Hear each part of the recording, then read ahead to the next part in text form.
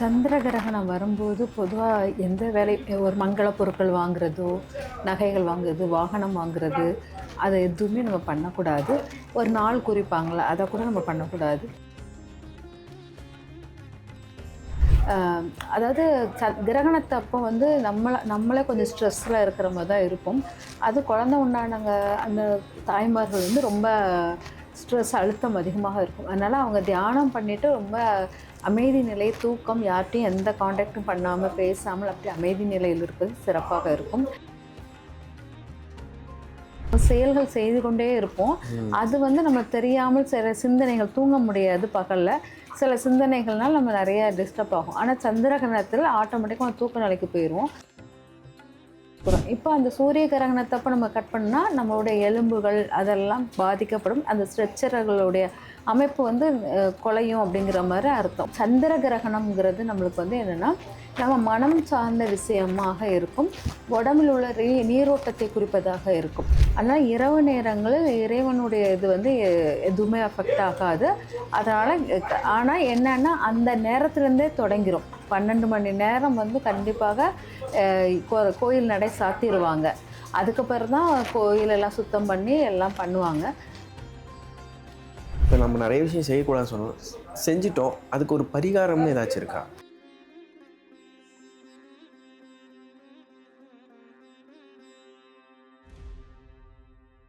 The divine Tamil நேயர்களுக்கு வணக்கம். நான் விஜய் ரசுதன். இன்னைக்கு நம்ம கூட இருக்கிறது யாருன்னு பார்த்தீங்கன்னா, நாடி ஜோதிடர் ஜெயந்தி ரவி அவர்கள் தான் இருக்காங்க. மேடம் வணக்கம். வணக்கம். இப்போ வந்து வர 7ஆம் தேதி சந்திர கிரகணம் வருது.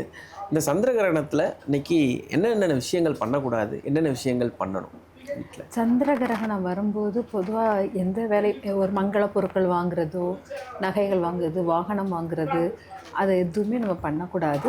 ஒரு நாள் குறிப்பாங்கள்ல, அதை கூட நம்ம பண்ணக்கூடாது. பொதுவாக சந்திர கிரகணத்தப்போ பேப்பர் கிழிக்கிறது, செடிகள் கட் பண்ணுறது, அந்த கிரகணம் தொடங்கின நேரம் இல்லை, அன்றைய பொழுதாக அன்னைக்கு முழுவதும் நம்ம வந்து எதுவுமே பண்ணக்கூடாது. அது போக நம்ம வந்து சந்திர கிரகணத்தில் குழந்தை உண்டானவங்களும் இருப்பாங்க இல்லையா, அவங்க வந்து எந்த ஒரு அதிர்வுகள் கேட்டாலும் அது குழந்தைய ரொம்ப அஃபெக்ட் ஆகும். சந்திர கிரகணம் என்பது வந்து மனநிலையை ரொம்ப ஸ்ட்ராங்காக இருக்கக்கூடிய, மனநிலையை ரொம்ப பாதிக்கக்கூடியது.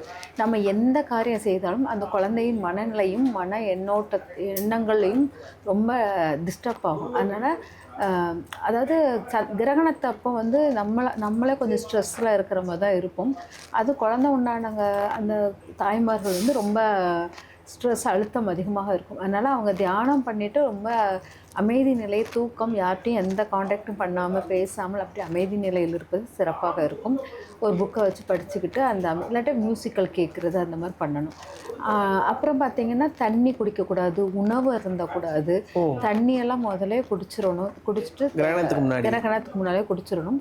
உணவு அருந்தக்கூடாது. இதெல்லாம் உணவு வந்து சமைக்கவும் கூடாது அந்த சமயத்தில். அது அப்படி இருந்தால் கொஞ்சம் ஓரளவு கிரகணத்தப்போ நல்லா இருக்கும்.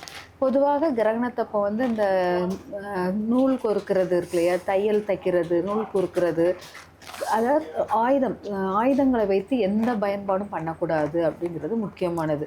கர்ப்பிணி பெண்கள் நம்மளுமே பண்ணக்கூடாது. அது வந்து கர்ப்பிணி பெண்களும் பண்ணக்கூடாது, நம்மளுமே பண்ணக்கூடாது.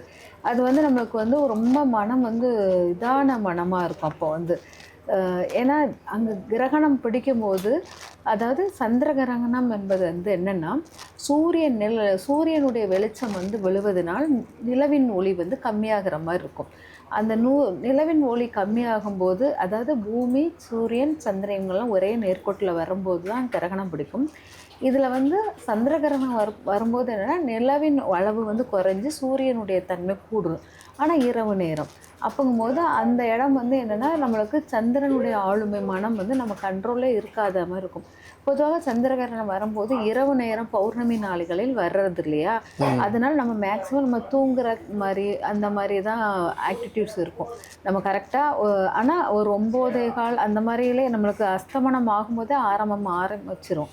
பகுதி நேர சந்திர கிரகணம் முதல்ல சந்திரன் வந்து உள்ளுக்கு வந்து அந்த சந்திர கிரகணம் வந்து உள்ளுக்கு சந்திரனை பிடிக்கிறதுக்கு நுழையும் போது தான் பகுதி நேர கிரகணம் தொடங்கும்.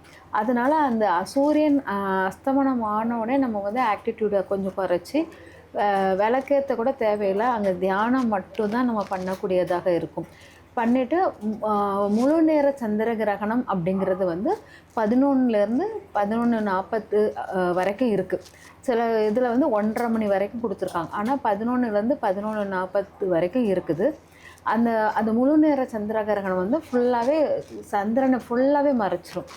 அதனால அந்த சமயத்தில் இன்னுமே நம்ம ஜாஸ்தியாக அதனால் தூங்குறது பெஸ்ட்டு. ஆனால் ஈவினிங்லேருந்தே கிரகணம் தொடங்கிடும். அதாவது சூரியன் இருக்கும்போது கிரகணத்துடைய எஃபெக்ட் நம்மளுக்கு தெரியாது. ஆனால் ஈவினிங் வந்து சூரியனுடைய அஸ்தமனத்தப்பம் வந்து பகுதி நேர சந்திர கிரகணம் வந்து நமக்கு நுழைய ஆரம்பிச்சிடும்.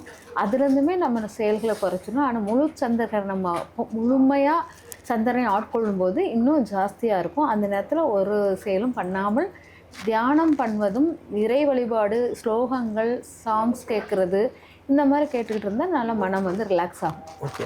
இப்போ வந்து சூரிய கிரகணத்தை அப்போ என்ன சொல்லுவாங்கன்னா, கிரகங்களுக்கு தான் சக்தி ஜாஸ்தியாக இருக்கும். அந்த நேரத்தில் பார்த்திங்கன்னா கோயில்கள்லாம் க்ளோஸ் பண்ணிடுவாங்க. இந்த சந்திர கிரகணத்தை பொறுத்த வரைக்கும் எப்படி கடவுள்களுக்கெல்லாம் அந்த சக்தி இருக்குது? ஆக்சுவலாக என்னென்னா, இரவு நேரங்கள் நம்ம ஆல்ரெடி கோயில் நடை சாத்தி தான் இருக்கும். அதனால நமக்கு இரவு நேரத்தில் நம்ம நடை சாத்துறோம். இரவு நேரம் வந்து மாந்திரிக தாந்திரிகங்கள் வேலைகள் தான் அதிகமாக நடக்கிறவங்களுக்கு மட்டும்தான் அங்கே வந்து வேல்யூபுளாக இருக்கும். ஆனால் இரவு நேரங்களில் இறைவனுடைய இது வந்து எதுவுமே அஃபெக்ட் ஆகாது. அதனால் ஆனால் என்னென்னா அந்த நேரத்துலேருந்தே தொடங்கிடும். 12 மணி நேரம் வந்து கண்டிப்பாக கோயில் நடை சாத்திடுவாங்க. அதாவது இப்போ 6 மணிக்கு சாத்தினது மறுநாள் காலையில், ஈவினிங் 6 மணிக்கு சாத்தினாங்கன்னா மறுநாள் காலையில் 6 மணி வரைக்கும் நடை சாத்தி தான் இருக்கும். அதுக்கப்புறம் தான் கோயிலெல்லாம் சுத்தம் பண்ணி எல்லாம் பண்ணுவாங்க. அதனால் அந்த சந்திர கிரகணமும் அதுதான், 12 மணி நேரம் நடை சாத்துதல் இருக்கும்.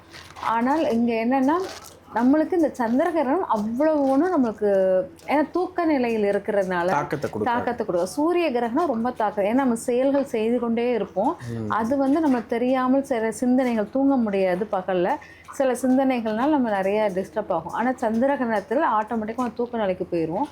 அதனால் அந்த அளவுக்கு நம்மளுக்கு தெரியாது. ஆனால் காலையில் எழுந்திரிச்சு நம்ம வீடை சுத்தம் பண்ணிவிட்டு கோமியம் வாங்கி தெளிக்கிறது, நல்லா நம்மளும் குளிச்சுட்டு வீடை சுத்தம் பண்ணி கோமியம் தெளித்து, அப்புறம் விளக்கேற்றி விளக்கெல்லாம் கழுவி எடுத்து சாமி ரூமெல்லாம் சுத்தப்படுத்திட்டு அப்புறமா நம்ம விளக்கேற்றி கும்பிடுவது சிறப்பாக இருக்கும்.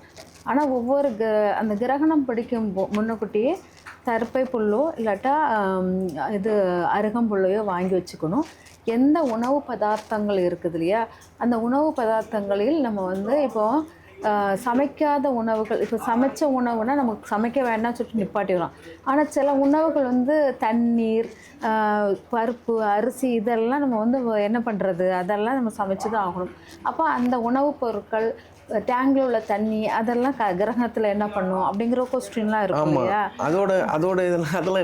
அதெல்லாம் என்ன பண்ணுறது அப்படிங்கிறது இருக்குல்ல. அப்போ அதெல்லாம் நம்ம வந்து தவிர்ப்பதற்கு தான் இந்த தர்பை புல்லோ இல்லாட்டா அருகம்புல்லையோ தண்ணியில் போடுறது, நம்ம இப்போ அக்வாகார்டில் போட்டுடுறது, இந்த மாதிரி உணவுப் பொருட்கள் அரிசி பருப்பு எல்லாத்தையும் அந்த அருகம்புல்லையோ தர்பைப்புலையோ கொஞ்சம் கொஞ்சம் போட்டு வச்சுட்டோன்னா அது நம்மளுக்கு வந்து நெகட்டிவ் அதிர்வுகளை கொடுக்காது. சந்திர கிரகணத்தினால வர்றது காலையில் எழுந்திரிச்சு குளிச்சுட்டு எல்லா அருகம்புல்லையோ இல்லாட்டி தர்பைப்புல்லாம் எடுத்து வச்சுட்டிங்கன்னா அந்த உணவு இது வந்து ரொம்ப, ஏன்னா அருகம்புல்லையும் தர்பைப்புல் ரொம்ப பவித்திரமானது. அது கெட்டதை எதுவுமே நீக்க விடாது. அதனால தான் நம்ம வந்து கும்பாபிஷேகம் பண்ணும்போதில் ஆரம்பித்தது, நம்ம ஹோமம் வீட்டில் பண்ணுறது எல்லாமே இறப்பு வரைக்குமே இந்த தர்பைப்புலை வைத்து தான், கெட்டது எதுவுமே நெருங்காத அளவுக்கு வச்சு தான் பண்ணுவாங்க. அவ்வளவு வலிமை உண்டு அந்த தர்பைப்புல்லில். தர்பைப்புல்லை வந்து நம்ம பயன்படுத்துவது ரொம்ப சிறப்பாக இருக்கும் சந்திர கிரகணத்துக்கு. Okay madam. இப்போ அந்த சூரிய கிரகணத்தப்போ வந்து இந்த கர்ப்பிணி பெண்களாக இருக்கவங்களாம் அந்த ஏதாச்சும் ஒரு கட் பண்ணாவோ சம்திங் ஏதோ பண்ணாவோ அந்த பிறக்கிற குழந்தைக்கு வந்து ஏதாச்சும் ஒரு பாதிப்பு ஏற்படும். ஆமாம், இந்த சந்திர கிரகணத்துலேயும் அது மாதிரியான விஷயங்கள் உண்டா? கண்டிப்பாக உண்டு. அதாவது சூரிய கிரகணம் வந்து உயிராற்று, நம்ம வந்து சூரியன் இருந்தால் தான் உயிர் ஆக்டிவிட்டிஸ் இருக்கும். அதனால் சூரியங்கிறது உயிராற்று. அந்த உயிராற்றல் மறைக்கப்படும் போது நம்மளுடைய எலும்பு தன்மை, அப்போ நமக்கு ஒரு ஸ்ட்ரெச்சர் கொடுக்குறோன்னா அது சூரியனை வச்சு தான். அந்த எலும்பு கூட்டு தான் நமக்கு ஸ்ட்ரெச்சர் அமைப்பு. அதுதான் நம்ம சூரியனுடைய தன்மையாக எடுத்துக்கிறோம். இப்போ அந்த சூரிய கிரகணத்தப்போ நம்ம கட் பண்ணால் நம்மளுடைய எலும்புகள் அதெல்லாம் பாதிக்கப்படும். அந்த ஸ்ட்ரெச்சர்களுடைய அமைப்பு வந்து குலையும் அப்படிங்கிற மாதிரி அர்த்தம். உடல் அமைப்புகள் குலையும் அப்படிங்கிறது. அதே மாதிரி கை அந்த எலும்பு முறிவு, கை ஊனம், அந்த மாதிரி ஒரு ஊனங்கள் சூரியன்கிறது நம்மளுடைய வலது கண்ணில் பிரச்சனை அந்த மாதிரிலாம் வரக்கூடியதாக இருக்கும். ஆனால் சந்திர கிரகணம்ங்கிறது நம்மளுக்கு வந்து என்னென்னா நம்ம மனம் சார்ந்த விஷயமாக இருக்கும், உடம்பில் உள்ள நீரோட்டத்தை குறிப்பதாக இருக்கும்.